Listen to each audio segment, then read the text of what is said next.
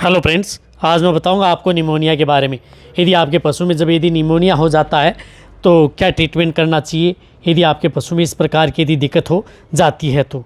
वैसे देखो, निमोनिया हम कहते किसे हैं। यदि आपके पशु में यदि जैसे सांस लेने में यदि आपके पशु में तकलीफ होती है, यानी पशुओं के जब फेफड़े में यदि सूजन आ जाती है तो उसी को हम क्या कहते हैं कि निमोनिया कहते हैं। पशु को सांस लेने में दिक्कत आती है और निमोनिया किसी भी तरीके से हो सकता है। कई कारण आपके पशु में हो सकते हैं निमोनिया के। ऐसा नहीं है कि आपके पशु में सर्दी हो रही है उसी की वजह से ही आपके पशु में निमोनिया हो सकता है। कई हैं फंगस के द्वारा भी हो सकता है, बैक्टीरियल भी हो सकता है, कोई जीवाणु द्वारा भी हो सकता है, वायरस द्वारा भी हो सकता है, या किसी परजीवी के द्वारा भी आपके पशु में जो निमोनिया हो सकता है। या यदि आपके पशु इस प्रकार के हैं कि जो जहाँ पर वातावरण ख़राब है, जहाँ पर धूल मिट्टी बहुत ज़्यादा उड़ रही है, तो उसकी वजह से भी आपके पशु में केमिकल डस्ट की वजह से भी आपके पशु में निमोनिया हो सकता है। या यदि मौसम में जब अचानक बदलाव आता है या एकाएक बदलाव हो रहता है तो उसकी वजह से भी आपके पशुओं में इसका निमोनिया हो जाता है। कई बार जो वजन ढोने वाले पशु हैं उनको यदि आप अधिक उपयोग में लेते हैं काम में तो भी उन पशुओं के अंतर्गत निमोनिया हो जाता है। देखो, सबसे पहले मैं बताता हूँ कि निमोनिया को आप कैसे पहचान सकते हैं कि आपके पशुओं के अंतर्गत निमोनिया हो गया है।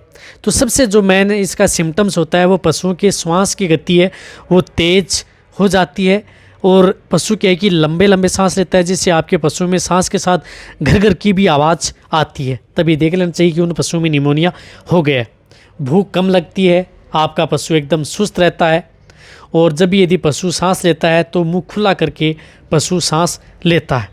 ये आपको ज़रूर ध्यान रखना चाहिए।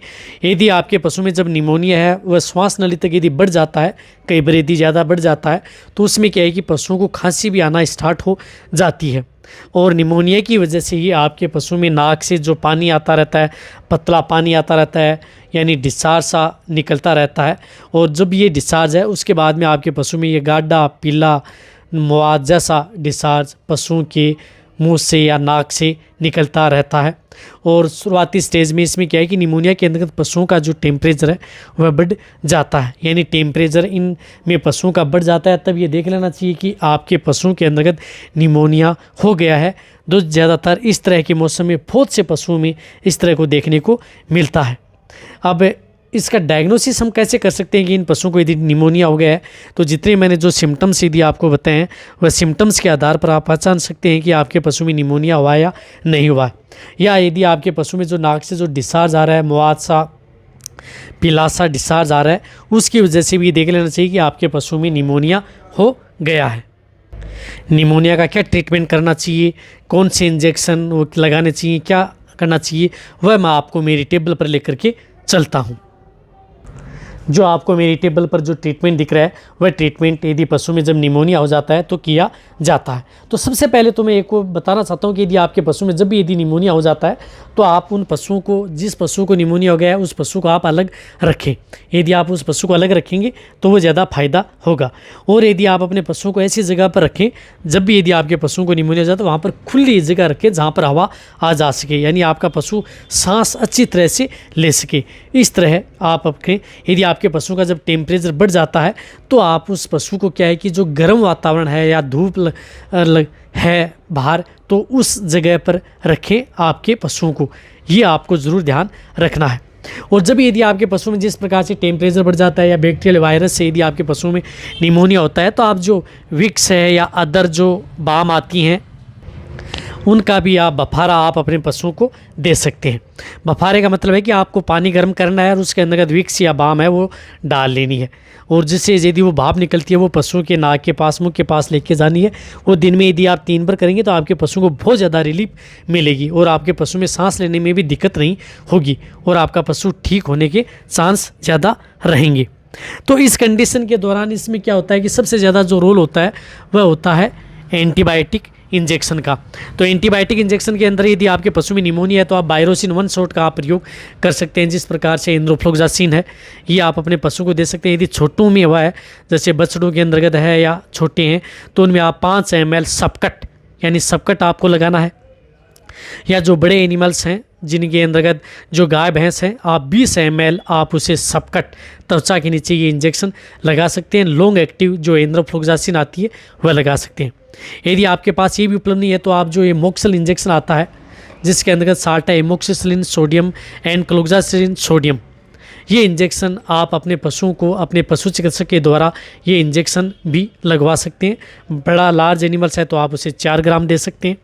यदि छोटा मीडियम है 300 kg के लगभग बॉडी वेट है तो उसे आप 3 ग्राम इंट्रामस्कुलर आप उसको ये इंजेक्शन लगवा सकते हैं।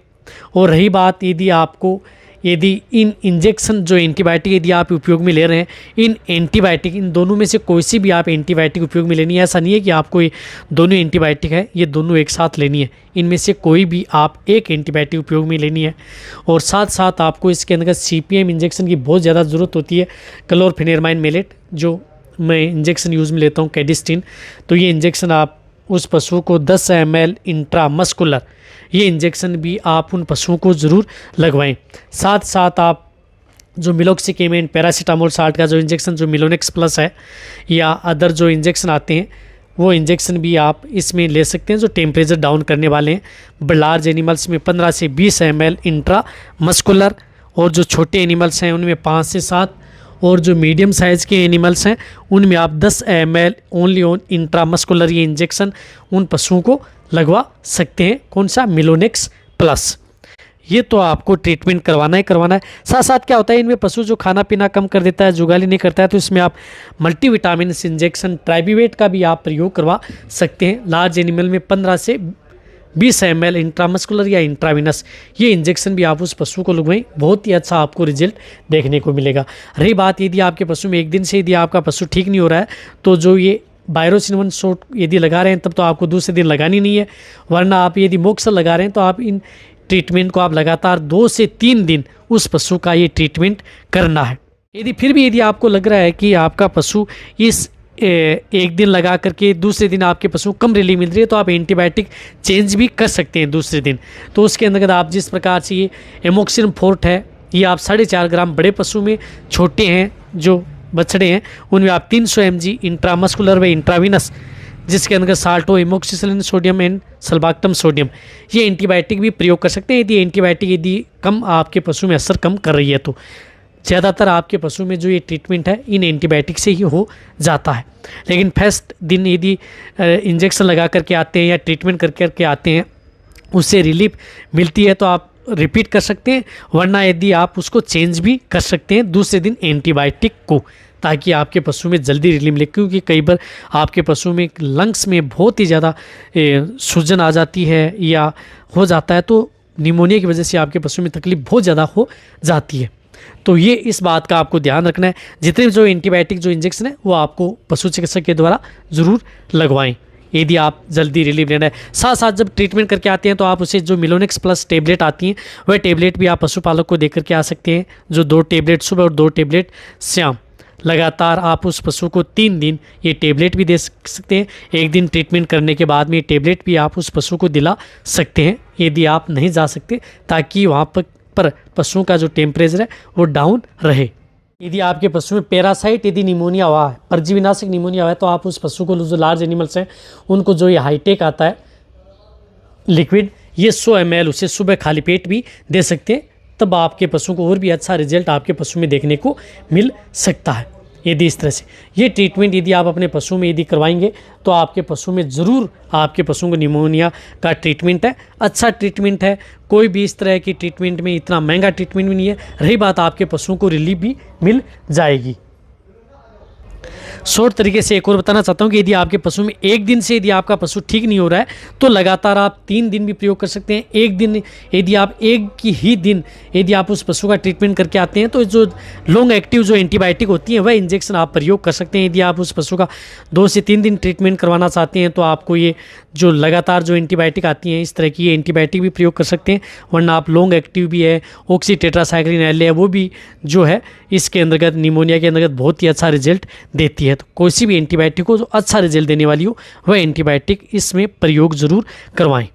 यदि आपको निमोनिया पर यदि मेरी वीडियो अच्छी लगी है तो निश्चित जाकर आप कमेंट में लिखें। मेरी वीडियो को आप अपने दोस्तों के साथ, पशुपालकों के साथ और मेरे जितने वेटरनरी स्टूडेंट हैं उनके साथ आप इस वीडियो को जितना हो सकता है शेयर करें। मेरी वीडियो को आप लाइक करें, आपके एक लाइक से मेरे को मोटिवेशन मिलता है और मैं आपके लिए अच्छी से अच्छी और नॉलेजेबल वीडियो आपके लिए हर समय ऐसे लाता रहूँगा। यदि आपने अभी भी चैनल को यदि सब्सक्राइब नहीं किया तो सब्सक्राइब कर लें, उसका कोई पैसा लगने वाला नहीं है, बट आपको बहुत ही अच्छी और प्रॉपर नॉलेज आपको आने वाले समय में इस चैनल पर हमेशा ऐसे ही मिलती रहेंगी। इसी तरह से आप मेरी वीडियो देखते रहें, इसी तरह से आप मेरे को प्यार देते रहें। थैंक्स, धन्यवाद।